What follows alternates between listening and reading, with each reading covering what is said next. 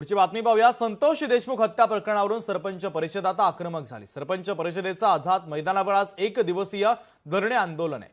हत्या प्रकरणामध्ये काही मागण्या पूर्ण करण्याची मागणी देखील या आंदोलनाच्या माध्यमातून केली जाते आहे।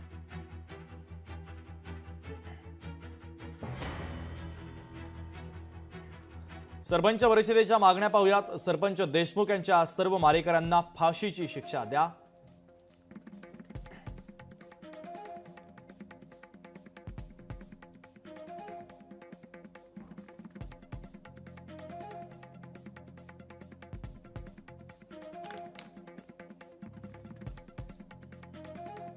मुख्य आरोपींना सहकार्य करणाऱ्या व्यक्तींवर देखील मुक्का लावा।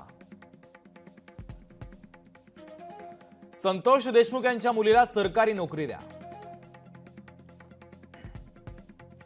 सरपंचांना 353 कायद्याचा वापर करण्याचा अधिकार द्या। सरपंच वर्गाच्या संरक्षणासाठी स्वतंत्र कायदा करा।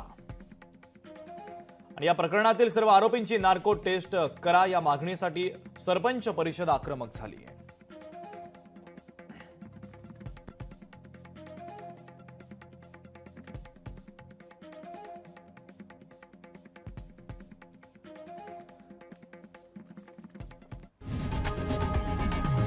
लोकशाही मराठी ऐका, पहा, जागरूक रहा।